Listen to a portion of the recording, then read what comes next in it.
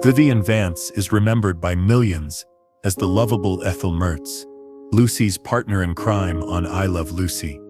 For decades, audiences cherished her as the clumsy yet indispensable neighbor who kept Lucy's schemes spinning. She was the one who rolled her eyes, whispered the warnings, and then inevitably joined the chaos. Her chemistry with Lucille Ball was so natural that viewers believed they were sisters at heart.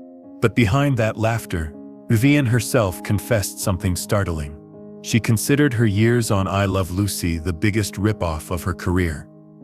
While the world saw her as a beacon of joy, her reality was one of humiliation, psychological torment, and private pain.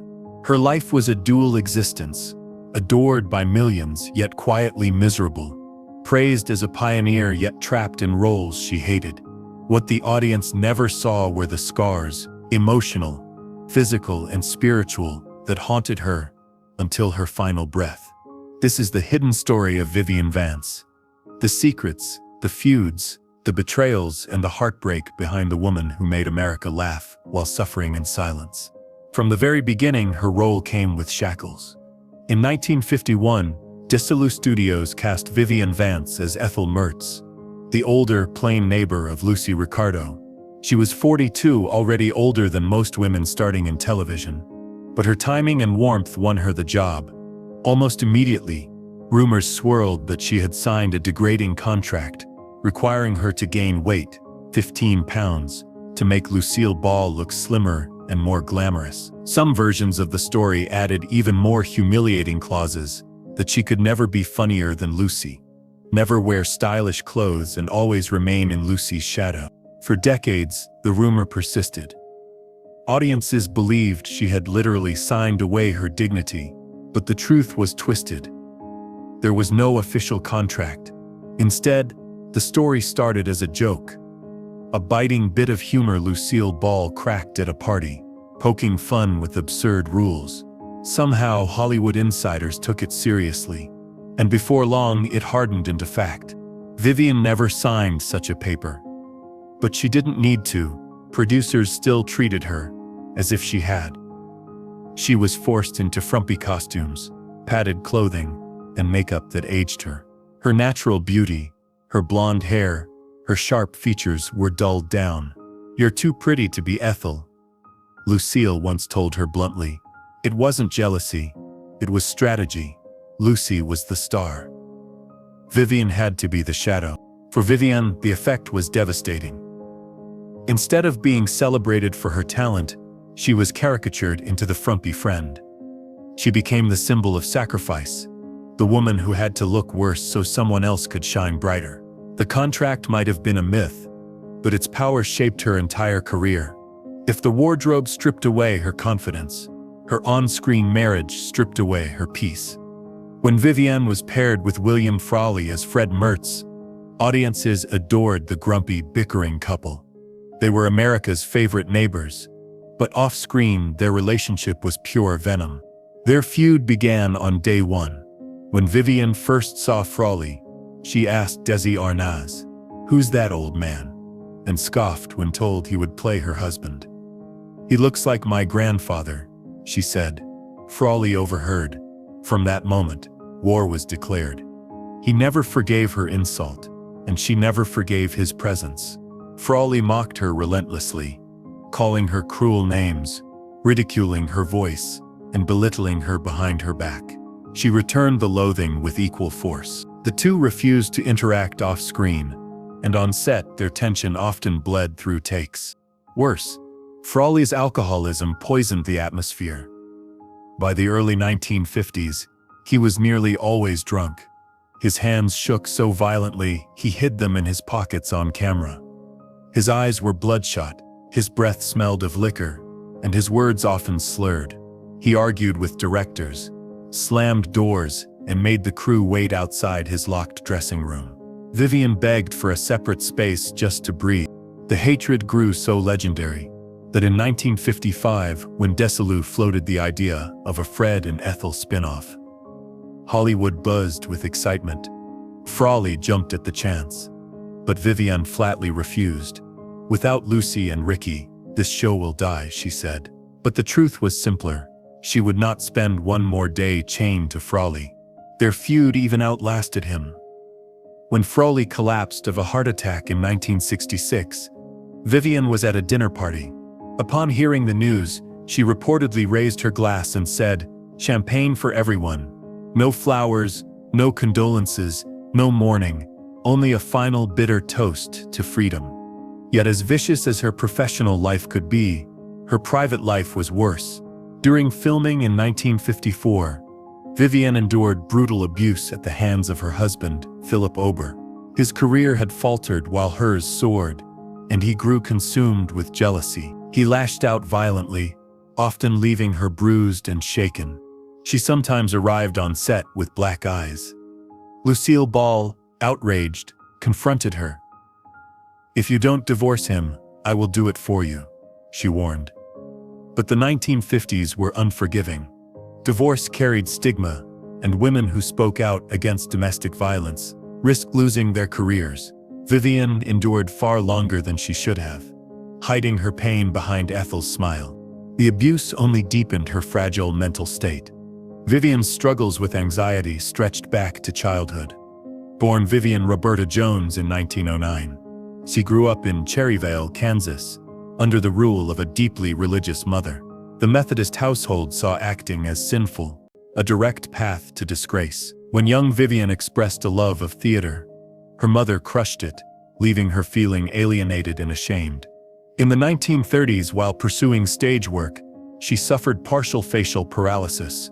Though she regained control, the trauma left her insecure about her looks. She was terrified of the camera. Every close-up felt like an attack. Her nights before filming were sleepless marathons of panic, and only therapy allowed her to keep going. On I Love Lucy, the torment only grew. Producers insisted she look older, heavier, and plainer. For a woman already battling insecurity, the demand was cruel. She admitted she needed therapy simply to endure it, confessing, "I had to go into therapy just to survive filming." And yet, amid the darkness, a bond with Lucille Ball slowly saved her. The turning point came during the second season. Lucy, heavily pregnant with Daisy Jr., was under enormous pressure. One morning, Vivien arrived late due to traffic. Lucy exploded, scolding her in front of everyone. Most actors would have bowed their head. Vivien didn't. She snapped back with equal fury. The set froze, and then something unexpected happened. Lucy laughed. Instead of destroying their relationship, the confrontation sparked respect. From that moment, the two women grew close. What began as friction blossomed into one of Hollywood's strongest friendships. It was this bond that made their on-screen magic possible. Lucy could push wild boundaries, knowing Vivien would catch her. Vivien could deliver sharp lines, knowing Lucy would laugh with her, not at her. Their partnership carried I Love Lucy into television history. But even friendship couldn't shield Vivien from the punishing demands of comedy. The Chocolate Factory episode of 1952 remains iconic. Lucy and Ethel desperately stuff chocolates into their mouths. As the conveyor belt speeds up, audiences roared, but behind the scenes, the reality was miserable. The machinery malfunctioned constantly, surging unpredictably. Vivien was forced to swallow chocolate after chocolate until she grew nauseous and lightheaded. By the end of the day, she was ill, her body aching, her stomach rebelling. Yet the scene became one of the most beloved in sitcom history. The same year, the Vitamita Vegamin commercial required Vivien and Lucy to taste a tonic containing 23% alcohol. Take after take, they swallowed, until Lucy staggered in genuine intoxication, and Vivien felt the same haze. The audience saw genius. In truth, they saw women risking their health for a laugh. Comedy, for Vivien, was often suffering disguised as humor. Yet amidst the sacrifice, recognition finally came. In 1953, the Television Academy introduced a new award, Outstanding Supporting Actress. Vivien Vance was its very first winner.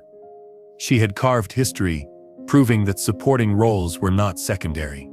They were essential. Her victory changed Hollywood. It forced the industry to recognize the power of characters who stood beside the star. Ethel Mertz was no mere sidekick. She was the beating heart of I Love Lucy's comedy. But with recognition came darkness. As her fame rose, her private life grew more dangerous.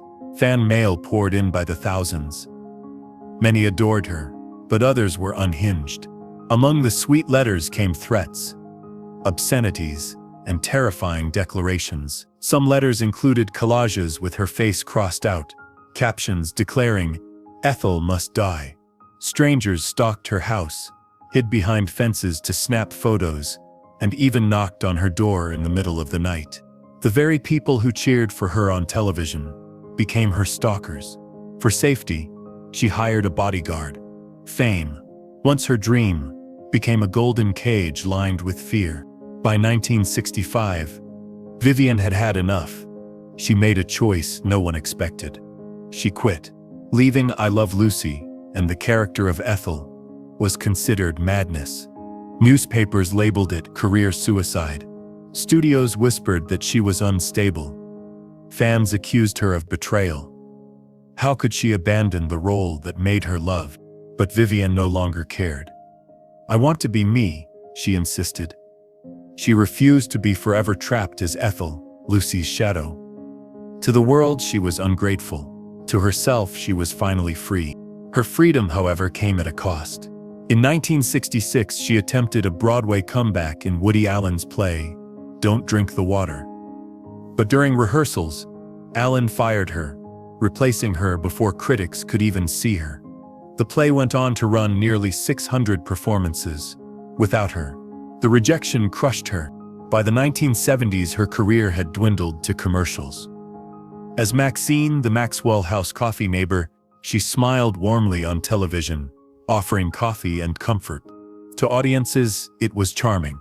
To Vivian, it was bittersweet. The Emmy winner was now a pitchwoman, clinging to relevance through coffee ads. And all the while, her body betrayed her. In 1973, Vivian was diagnosed with breast cancer. She endured surgery, chemotherapy, and bone pain that left her trembling. The disease spread, but she kept it private. In 1977, Lucille Ball invited her to join the CBS special, Lucy Calls the President. For viewers, it was a triumphant reunion. Behind the scenes, Vivian suffered a minor stroke. She shook, struggled, but forced herself to finish the performance. It was her final bow. By then, cancer had metastasized. She was gaunt, weakened, but still smiling in public. Only behind closed doors did the truth show. Vivian was fading. Her sorrows extended beyond illness. She longed to be a mother, but a miscarriage with Philip Ober ended that dream. The emptiness remained her deepest wound. She poured her love into Lucille's children, mentoring them and other young actresses. She became the maternal figure she could never be in her own life. Her mental health also deteriorated. In 1974, she suffered a breakdown so severe that doctors considered electroconvulsive therapy. In an era when mental health was taboo, she carried her suffering alone. By the late 1970s, she retreated to Belvedere, California. Lucille Ball visited often. One witness recalled them sitting together for hours, laughing, crying, holding hands in silence. When Lucy left, she wept, knowing it was goodbye. On August 17, 1979, Vivien Vance died at age 70. After her passing, handwritten letters she left behind revealed her lingering bitterness. She exposed the humiliations she had endured, being typecast, denied directing opportunities because she was a woman, underestimated by producers. The letters were not just farewells, they were indictments, cries from a heart worn down by a lifetime of sacrifice. Yet her legacy remains powerful. She was the first woman to win an Emmy for supporting actress. She proved side characters could be stars in their own right. She demanded raises, better costumes, and recognition, small revolutions that paved the way for women after her. And she gave America a character who wasn't glamorous or perfect, but real. The friend next door, the trusted confidant, the voice of reason. Vivien Vance sacrificed her health, her peace, and her dreams to give the world laughter. Behind every smile was pain. But in every rerun of I Love Lucy, she lives again forever. Ethel, forever loved, forever hidden in plain sight.